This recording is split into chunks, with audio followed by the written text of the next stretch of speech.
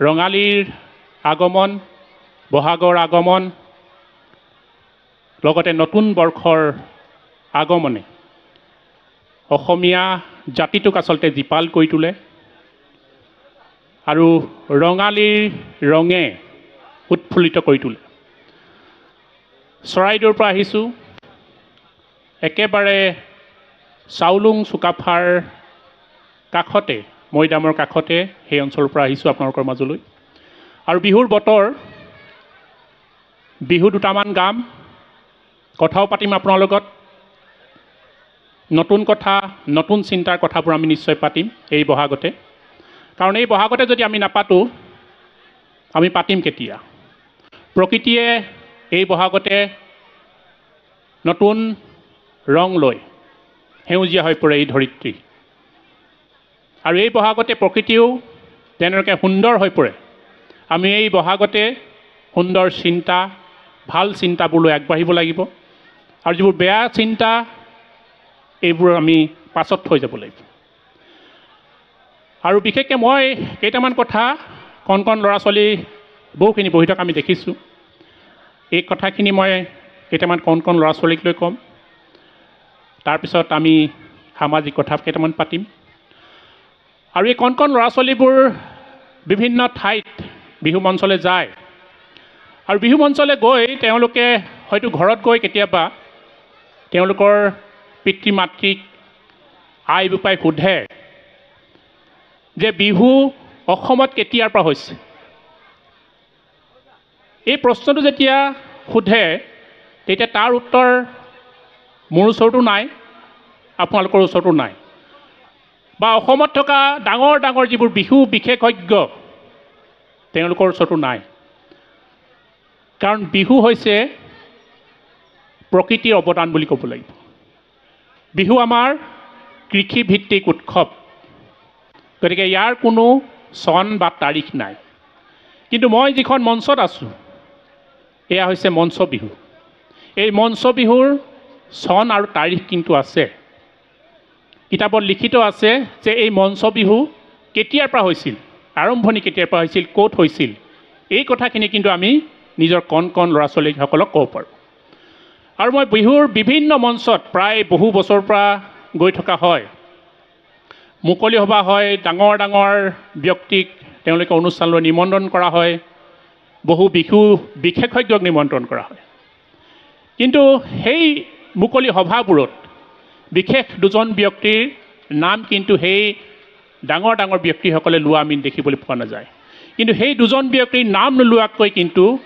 বিহু আধৰুৱা, এই কথাটো কিন্তু আমি কিছুমান কথা বুজিব লাগিব। আৰু মই কৈছোঁ যে প্ৰকৃতিৰ পৰা আহিছে বিহু, গছ তলৰ পৰা আহি আজি মঞ্চ বিহু পাইছে। গতিকে ইয়াৰ কোনো চন বা তাৰিখ নাই। হাজাৰ হাজাৰ পৰা এই অসমীয়া জাতিটোৱে বিহু পালন কৰি আহিছে। কিন্তু বিহুৰ বিষয়ে আমি কিছুমান নাম, বিহু নাম বা বিহুগীত, এই দুটা শব্দত সাধাৰণতে বিতৰ্ক থাকে। কিন্তু ডক্টৰ লীলা গগৈ যিখন পুথি লিখি গৈছে, বিহুগীত আৰু নামঘোষা, ডক্টৰ লীলা গগৈতকৈ ডাঙৰ বিশেষজ্ঞ এতিয়ালৈকে হয়তো মই লগ পোৱা নাই বা মই হয়তো চিনি নাপাওঁ। কিন্তু তেওঁ বিহুগীত বুলি উল্লেখ কৰি গৈছে। গতিকে মই সেইকাৰণে বিহুগীত বুলি উল্লেখ কৰিছোঁ। আৰু এই বিহুগীতবোৰ সেই সময়ৰ কিছুমান ঘটনা, সেই ঘটনাবোৰক ৰাখি তেওঁলোকে কিছুমান শব্দ সংযোজন কৰি বিহুগীতবোৰ তেওঁলোকে গাইছিল। আৰু মই যে ক'লোঁ অলপ আগতে দুজন বিশেষ ব্যক্তিৰ নাম নোলোৱাকৈ আচলতে বিহু আদৰোৱা, সেই হৈছে মহান চাউফা চাউলুং চুকাফা, দ্বিতীয়জন হৈছে আমাৰ মহান চাউফা ৰুদ্ৰসিংহ। এই দুজনৰ নাম নোলোৱাকৈ হয়তো আমাৰ বিহুৰ কথাবোৰ আৰম্ভ কৰিব নোৱাৰি। আৰু চাউলুং চুকাফাৰ নাম আমি এইকাৰণে লৈছোঁ, সকলোৱে জানে যে 1253 চনত তেওঁ আমাৰ একদম কাষতে আছে চৰাইদেউ, আৰু সেই চৰাইদেউত তেওঁ সুদূৰ মুংমাওৰ পৰা 1215 যাত্ৰা কৰি আহি 1228 খ্ৰীষ্টাব্দত 2 ডিচেম্বৰ 16 আঘোণত তেওঁ এই পবিত্ৰ অসম ভূমিত ভৰি দিছিল। আৰু ভৰি দি তেওঁ 1253 চনত তেওঁ স্থায়ী ৰাজধানী কৰিছিল। আৰু সেই স্থায়ী ৰাজধানী কৰাৰ সময়তে তেওঁ খবৰ দিলে তেওঁৰ ডা ডাঙৰীয়াক যে সুদূৰ কলিয়াবৰত এখন বিহু আছে আৰু সেই বিহু তেওঁলোকে তাতে আখৰা কৰি আছে আৰু বহুতে ক'লে যে বিহুখন আনিব লাগে আৰু সেই সময়ত চাউলুং চুকাফায়ো ডা ডাঙৰীয়া সৈন্য বাহিনী পঠিয়াই দিলে যে বিহুখন আপোনালোকে সুন্দৰকৈ ইয়ালৈ লৈ আহক দোলা দি পঠিয়াই দিলে আৰু সেই সময়ত সৈন্য বাহিনী গ'ল আৰু গৈ গৈ তেওঁলোকে কলিয়াবৰ পালেগৈ আৰু কলিয়াবৰত গৈ দেখিলে যে তাত কোনো ধৰণৰ তেওঁলোকে বিহু নাপালে আৰু তাত এইটোৱে দেখিলে যে তেওঁলোকে তাত কিছুমান তৰা গছ দেখিলে আৰু তৰা গছৰ কিনাৰে কিনাৰে কিছু লোকে বিহু মাৰিছিল তেওঁলোকে ভৰিৰ খোজ পালে আৰু গতিকে সেই তৰা গছকে তেওঁলোকে দোলাত উঠাই লাহে লাহে লাহে আনি একদম আপোনালোকৰ কাষতে নাজিৰাৰ কাষতে বিহুবৰ সেই সময়তে নাম দিছিলে বিহুবৰ আৰু ইয়াতে বিহুবৰতে সেই তৰা গছ কেইজোপা থাপিছিলে আৰু তাতে বিহুৰ আখৰা কৰিছিল আৰু সেই সময়তে নামটো সেইকাৰণে বিহুবৰ হ'ল আৰু এই যে সৈন্য বাহিনীসকল তাৰ পৰা যে এই দোলাত উঠাই সেই তৰা গছ কেইজোপা যে লৈ আহিছিল আৰু তেওঁলোকৰ মুখত তেনেধৰণৰ কিছুমান বিহুগীত ওলাইছিল আৰু এই বিহুগীতবোৰ এনেধৰণে গাইছিল সকলোৰে চিনাকি আৰু জ্যেষ্ঠ ব্যক্তিসকলৰ সেই গীতবোৰ এতিয়া মুখস্থ মোৰ ধন কলীয়া এই গীতটো প্ৰায় মুখস্থ মানুহৰ মোৰ ধন কলীয়া আলাসৰ দেৱতা নীলগত আছিলা ৰৈ কলিমতীক লগ পাই ৰঙালীক লগত লৈ কলীয়াবৰতে ৰহিলা হয় সেই চাউলুং চুকাফাৰ দিনতে সেই বিহুগীতটো সেই সময়ত গাইছিল আৰু পৰৱৰ্তী পৰ্যায়ত আমি দেখিবলৈ পাইছোঁ আৰু এতিয়া মই সেইকাৰণে কৈছোঁ যে আন এজন মহান চাউফা ৰুদ্ৰসিংহৰ নাম আমি ল'বই লাগিব আৰু এইকাৰণেই ল'ব লাগিব যে সেই গছতলৰ বিহু ৰাজকীয় পৃষ্ঠপোষকতাত মহান চাউফা ৰুদ্ৰসিংহই ৰংঘৰলৈ আদৰি আনিছে আৰু সেই ৰংঘৰলৈ আদৰি অনাৰ বাবেই হয়তো আমি এনেদৰে আজি এখন মঞ্চ বিহু হয়তো দেখিবলৈ পাইছোঁ আৰু সেই সময়তো আমি যদি কওঁ ৰুদ্ৰসিংহ মহান চাউফাক লৈ তেনেধৰণে বিহুগীত গাইছে ঐ স্বৰ্গদেউ ওলালে বাট চৰাৰ মুখলৈ ঐ দুলিয়াই পাতিলে দোলা কাণত জিলিকিলে নৰা জাঙে ফাই ঐ গাতে গুমৰ চেঙৰ চোলা সেই গাতে যিটো গুমৰ চেঙৰ চোলা আৰু নৰা জাংফাই মানে নৰা দেশৰ পৰা জাংফাই আনিছিল গতিকে ৰুদ্ৰসিংহক লৈও সেই সময়ত বিহুগীত জুৰিছিলে আৰু এতিয়াও সেই বিহুগীত আজিও আমি বিভিন্ন মানুহৰ মুখে মুখে শুনিবলৈ পাইছোঁ আৰু সেই চনটো আছিল 1694 চন 1694ত ৰুদ্ৰসিংহ যেতিয়া ৰাজপাটত বহিছিল তেওঁ গছতলৰ বিহু আনি সেই ৰাজকীয় পৃষ্ঠপোষকতাৰ ৰংঘৰলৈ আনিছিল আৰু লাহে লাহে সেই ৰাজকীয় পৃষ্ঠপোষকতাৰ যি ৰংঘৰৰ বিহু সেই বিহু বুঢ়াগোহাঁই বৰগোহাঁই বৰফুকন সন্দিকৈ শইকীয়া বৰা এনেকৈ আমি যদি চাওঁ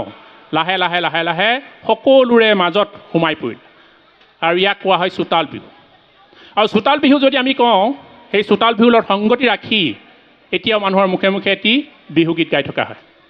ঐ দেউতাৰ পদূলিত গোন্ধাইছে মাধুৰী কেতেকী মলে মলাই ঐ লগৰীয়া সৰু সূতাৰ চেলেংখনি বৈ দিয়া সৰু ভনী বিহু মাৰিবলৈ যাওঁ লগৰীয়া ইয়াত বহুতে গোবিন্দাই ৰামো বুলি কয় কিন্তু এই গোবিন্দাই ৰাম শব্দটো আমি যদি চাওঁ শংকৰদেৱ অহাৰ পিছত আমাৰ বিহুগীতবোৰত ৰাম হৰি এই শব্দবোৰ লাহে লাহে সংযুক্ত হৈছে কিন্তু সেই আগৰ দিনত যদি আমি কওঁ এইটো লগৰীয়া শব্দটোহে খাপ খায় সেই বিহুগীতত গতিকে এনেকৈ আমি চোতাল বিহু পালোঁ চোতাল বিহুৰ পৰা আজি বিহু সুৰীয়া গীত এতিয়া জুবিন গাৰ্গে গায় কি গায় বাৰু